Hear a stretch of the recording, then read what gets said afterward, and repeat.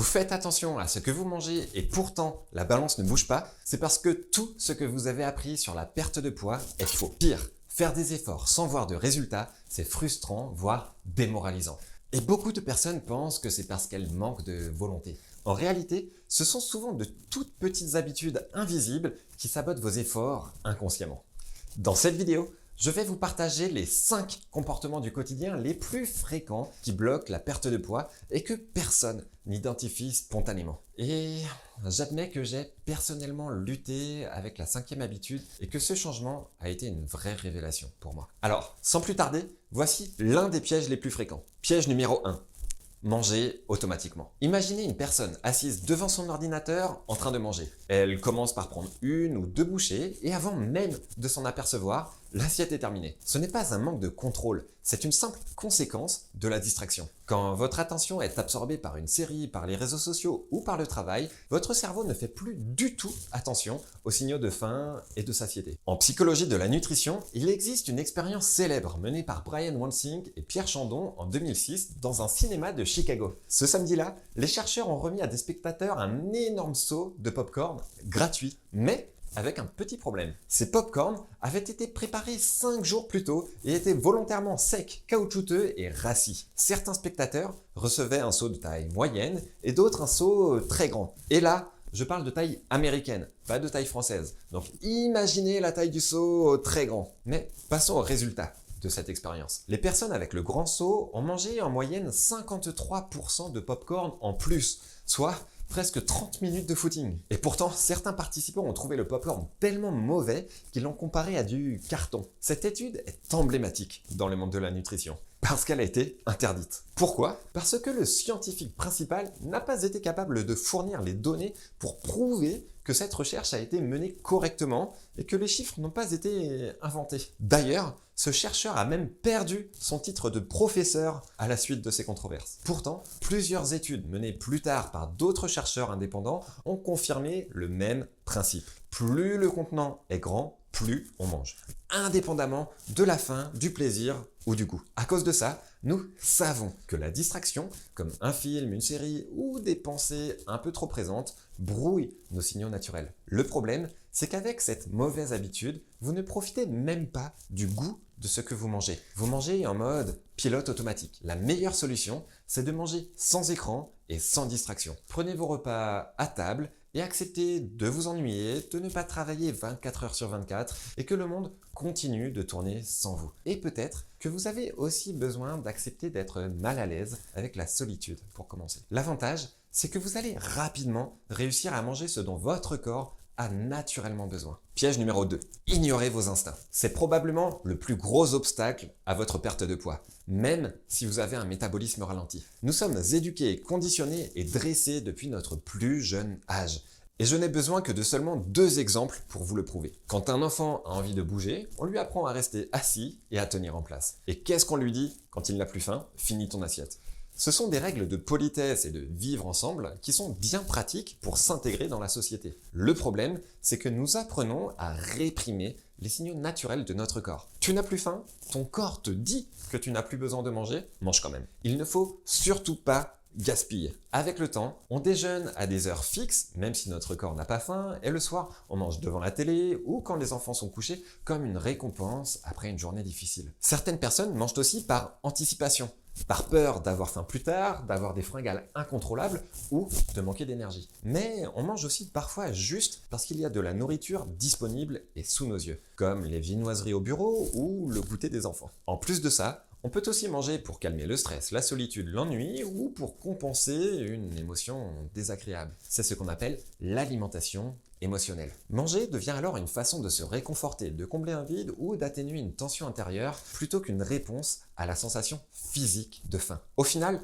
nous mangeons rarement pour un besoin purement physiologique. La plupart du temps, nos repas répondent à des raisons mentales, émotionnelles, éducatives ou sociétales. Pourtant, si vous y réfléchissez un instant, si vous retirez les animaux contaminés par l'alimentation humaine, comme les chats, les chiens ou les pigeons, aucun animal sauvage n'a de problème de poids. Regardez des girafes et vous ne trouverez aucune girafe anorexique et aucune girafe obèse. Pourtant, elle ne compte pas les feuilles qu'elle mange et encore moins les calories. Alors, comment font les animaux pour stabiliser leur poids de forme naturellement? Simplement en écoutant nos instincts et nos signaux naturels de faim et de satiété. Le problème, c'est que plus vous ignorez ces signaux, plus ils deviennent silencieux. Et un jour, vous finissez par vous demander comment savoir si j'ai vraiment faim. Alors, voici une astuce pour désamorcer ce cercle vicieux. Pendant votre prochain repas, juste avant de finir votre assiette, faites une pause de 30 secondes. Demandez-vous, est-ce que j'ai encore faim? Est-ce que j'ai le ventre qui demande à être rempli? Ou est-ce que je finis mon assiette par habitude? À long terme, c'est l'un des meilleurs moyens pour reconnecter votre esprit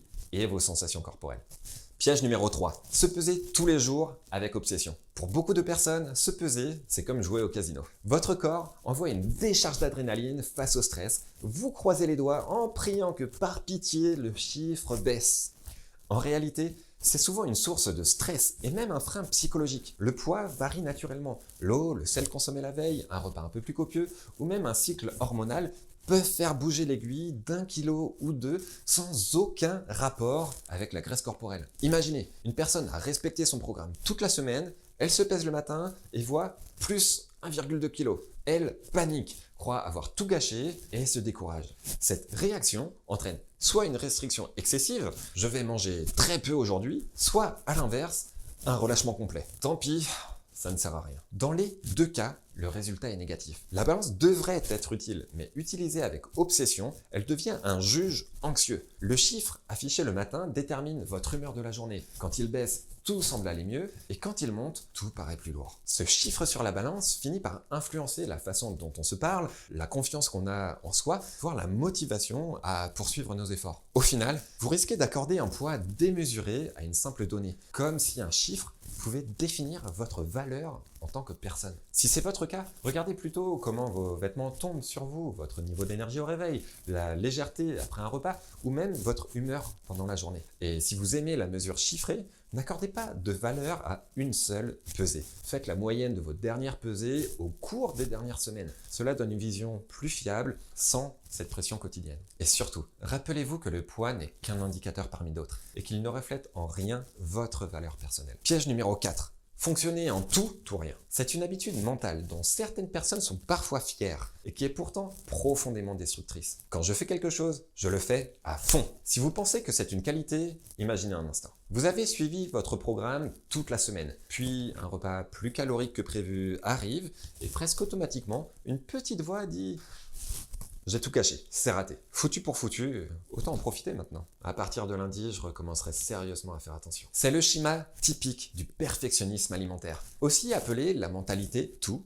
ou rien. Tant que tout va bien, vous restez dans le contrôle. Mais au moindre écart, tout s'écroule, comme si un seul écart annulait des jours d'effort. Cette logique entretient un rapport rigide à la nourriture et au progrès. Elle transforme un repas convivial ou un plaisir isolé en une preuve d'échec et déclenche souvent des émotions négatives, puis une forme d'auto-sabotage. Restriction sévère, culpabilité, puis perte de motivation. Le problème ne vient pas de faire un excès ou un écart en soi, mais de l'interprétation qu'on en fait. Parce que la majorité du temps, cette interprétation conduit finalement à un bref élan de motivation lié à la culpabilité et à l'envie de corriger, mais sur le long terme, cela donne plutôt l'impression d'être bon à rien, d'être nul, de manquer de volonté et de ne jamais y arriver. C'est désespérant, démoralisant, et on finit par se dire que nos efforts ne servent à rien et que l'on est probablement un cas désespéré. La clé pour sortir du tout ou rien, c'est de faire la paix avec la notion d'imperfection. Vous pouvez avoir des journées imparfaites tout en avançant. L'équilibre ne se construit pas sur la perfection, mais sur la constance. Ce qui m'amène à la dernière habitude invisible de cette liste. Piège numéro 5, avoir un état d'esprit figé. Cette dernière habitude est plus subtile. C'est celle qui fait croire que c'est comme ça, c'est mon caractère, ou c'est dans ma famille. Ou même pire, c'est génétique. Derrière ces phrases se cache ce qu'on appelle avoir un état d'esprit figé. C'est la conviction qu'on ne peut pas vraiment changer. Le problème, c'est que ce type de pensée pousse à se définir par nos limites plutôt que par nos possibilités. Par exemple, je suis comme ma mère, on stocke tout. Ou encore, je n'ai pas de volonté. Ces phrases paraissent anodines, mais elles agissent comme des programmations internes. En psychologie du comportement, on sait que les pensées automatiques créent des émotions, puis des comportements. Se dire qu'on est incapable, c'est déjà déclencher les émotions de découragement qui provoquent l'inaction. À cause de ça, l'état d'esprit figé est votre pire ennemi pour non seulement perdre du poids, mais aussi pour surmonter toutes vos plus grandes difficultés et accomplir vos rêves. Pour changer cet état d'esprit, vous n'avez pas à vous mentir,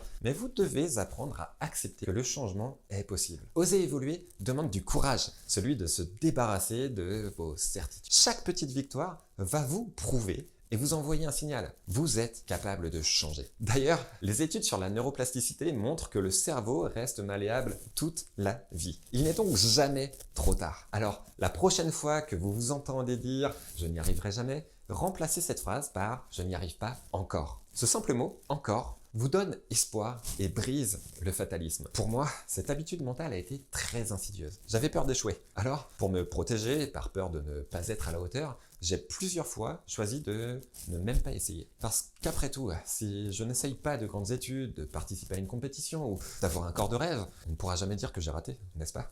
Au final, avoir le corps que vous méritez et avoir la vie que vous méritez est un travail d'honnêteté envers soi-même sur la durée. Alors, regardez bien l'ensemble de ces 5 habitudes. Elles ne sont pas spectaculaires et vous pouvez avoir l'impression que c'est moins scientifique que des calories qui paraissent tangibles et concrètes. Mais ce sont ces habitudes qui sabotent justement vos efforts. Ce qu'il faut retenir, c'est qu'aucune de ces habitudes ne relève d'un manque de volonté ou d'un défaut personnel. Ce sont simplement des automatismes que vous avez appris malgré vous. Alors plutôt que de vous épuiser dans de nouveaux régimes ou de vous juger sévèrement à la moindre variation de poids, concentrez-vous sur ces 5 points invisibles, mais que vous pouvez parfaitement corriger. Et souvent, rien qu'en changeant 1 ou 2 de ces habitudes, cela suffit déjà à débloquer la perte de poids que vous attendez depuis des mois ou des années. Si vous vous êtes reconnu dans au moins 1 de ces habitudes, dites-moi laquelle en commentaire. Cela m'aide à créer des vidéos encore plus utiles pour vous. Et abonnez-vous si vous voulez qu'on transforme tout ça ensemble, étape par étape.